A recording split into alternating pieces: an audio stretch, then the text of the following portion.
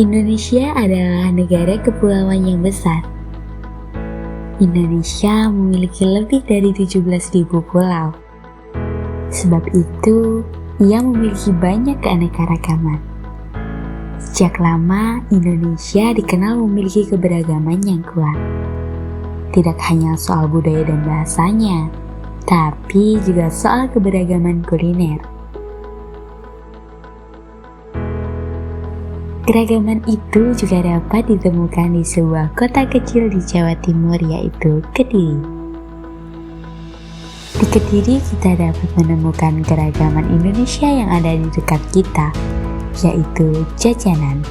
Keberagaman Indonesia dalam cita rasa kudapan Nusantara.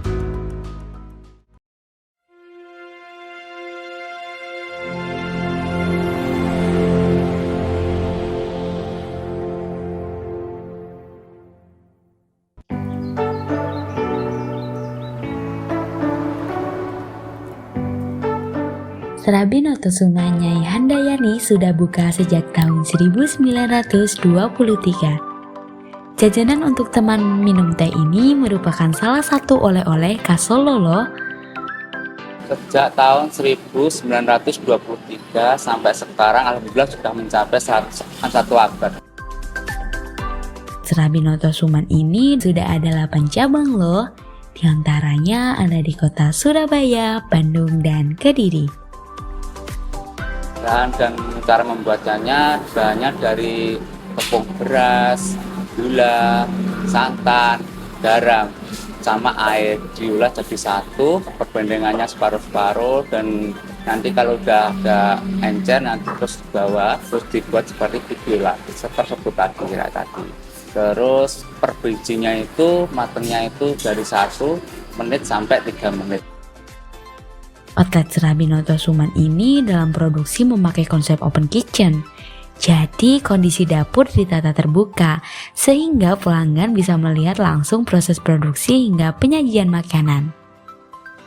Serabi Notosuman juga memakai peralatan dari tanah liat karena mempertahankan kesan tradisional.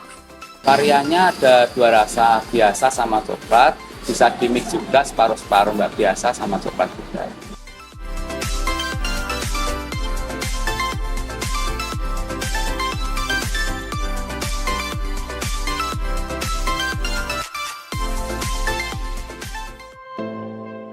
Kemudian kita beranjak ke Jalan Doho, tepatnya ke tempat Mbak Fani, yaitu pedagang kue putu. Kue putu merupakan jenis kue dengan isian gula Jawa dan disajikan dengan parutan kelapa yang dikukus. Kemudian dimasukkan ke dalam tabung bambu lalu dipadatkan hingga memiliki suara khas uap yang keluar dari suitan yang menjadi promosi bagi pedagang. Tempat kue putu Mbak Fani ini selalu ramai pembeli loh. Biasanya berjualan dari sore hari sampai malam hari. Saya berjualan kue putu sudah sejak 4 tahun yang lalu. Sebab dari neneknya sudah berjualan kue putu, jadi saya meneruskan. Omset rata-rata 3-4 juta per bulan. Bahannya sederhana, simple, cuma beras, tepung ketan sama ketela aja. Kalau kue putu kayak masnya ini tadi, cuma tepung beras itu nanti dimasak di sini dikasih daleman gula merah, udah gitu aja. Kalau betul ini digiling. Kalau untuk warna coklatnya cuma dikasih bubuk coklat gitu aja.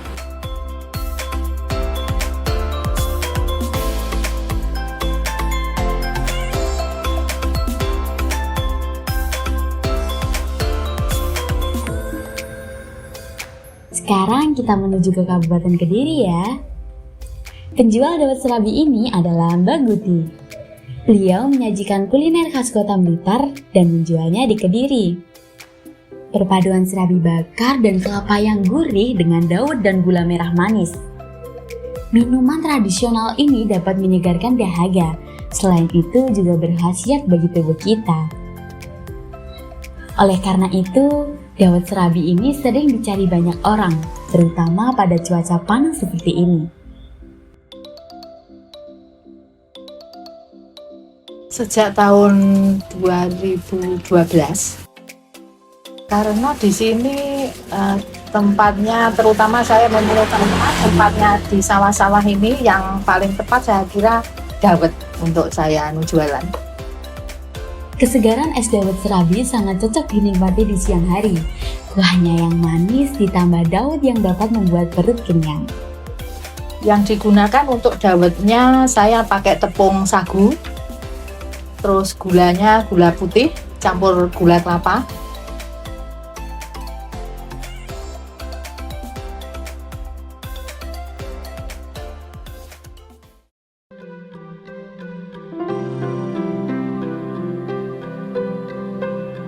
Kampung Tahu. Sekarang kita menuju ke daerah Tinalan, tempatnya Kampung Tahu. Bukan hal yang mengherankan, mengingat Kediri sangat identik dengan produksi berbagai jenis tahu. Bahkan dijuluki sebagai kota tahu loh. Karena sentra pembuatannya banyak dijumpai di Kediri, tak heran jika di sudut kota Kediri terdapat sebuah kampung yang dihuni oleh para pengrajin tahu dan dinamakan Kampung Tahu. Salah satu produksi Kediri adalah tahu takwa. Tahu takwa merupakan sebutan untuk tahu berwarna kuning yang memiliki cita rasa khas dengan tekstur yang padat dan kenyal. Sejarah Kampung Tahu itu berdirinya itu mayoritas kan di sini pengrajin tahu. Nah, akhirnya ada satu jadi ketua, itu namanya Pak Jamal. Akhirnya membentuk sebuah kampung tahu. Sejak tahun 96. Satu hari kita rebus tahu itu kurang lebih 3.000 biji.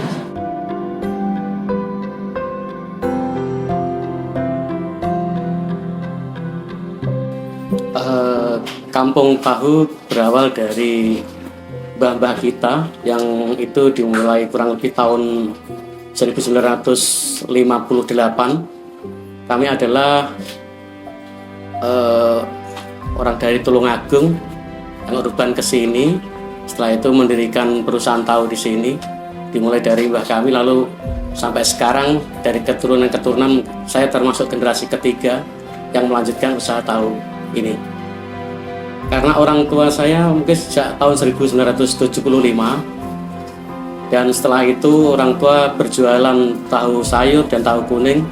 Setelah itu orang tua nggak ada, saya melanjutkan mulai tahun 2011 untuk menjual tahu dan sekarang juga olahan-olahan tahu lainnya.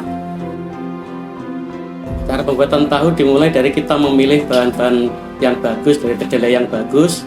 Setelah itu kita rendam kedelai itu kurang lebih 4 jam, kita bersihkan, setelah itu kita giling, setelah itu kita rebus hingga mendidih, kita saring, kita ambil saripatinya dan kita masukkan ke dalam cetakan tahu. Setelah itu kita press kurang lebih 2 jam, jadilah tahu.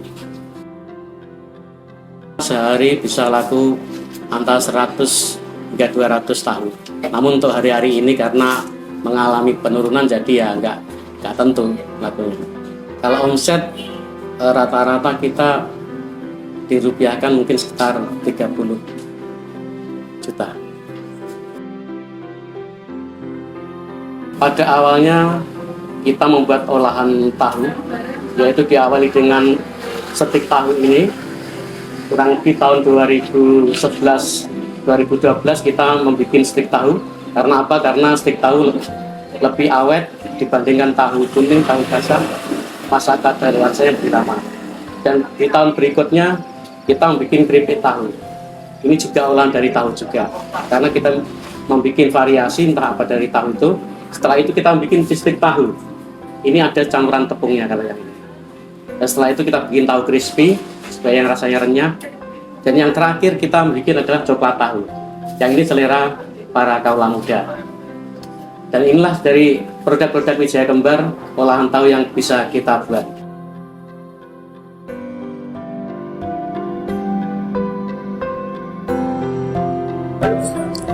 Kue pasar. Kue pasar atau disebut dengan jajanan pasar ini adalah makanan tradisional Indonesia yang diperjualbelikan di pasar, khususnya di pasar-pasar tradisional. Seperti toko jajanan pasar milik Bu Retno ini, beliau sudah berjualan jajanan pasar dari 22 tahun yang lalu. Di sini menjual beragam jajanan pasar, mulai dari yang asin hingga yang manis.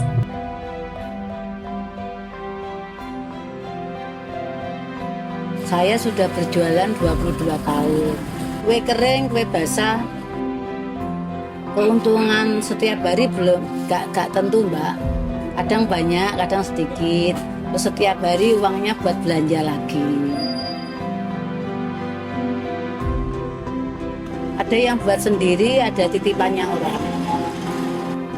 Kalau ada konsumen yang mau beli, ya dirayu supaya mau yang ditawarkan yang bagus-bagus.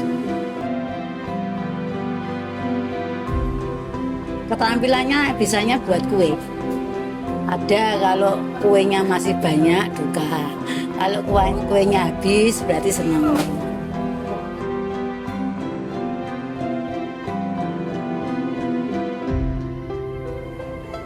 Kebutuhannya tercukupi.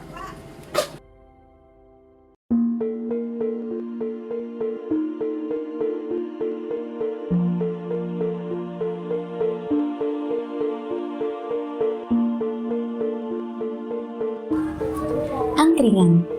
Angkringan umumnya tempat makan yang mudah dijumpai di daerah Jawa Tengah dan Yogyakarta. Tapi tak menutup kemungkinan angkringan ada di Kediri. Seperti angkringan milik Mas Dio ini yang selalu ramai oleh anak-anak muda. Angkringan berasal dari kata angkring atau nangkring yang artinya duduk bersantai. Jika menilik sejarah angkringan, tempat makan ini sebenarnya sudah lama ada.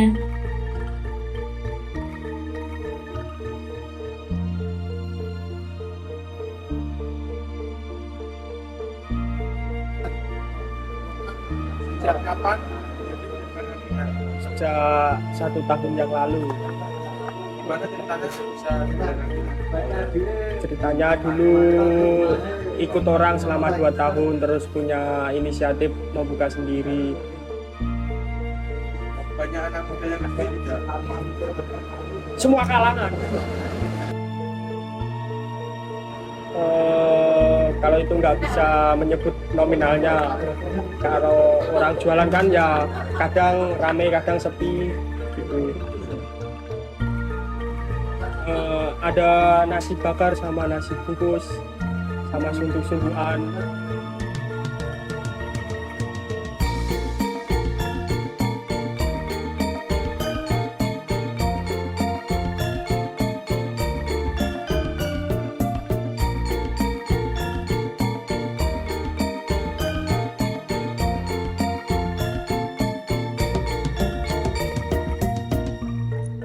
Generasi muda harus mempunyai rasa cinta dan upaya untuk melestarikan kebudayaan Nusantara.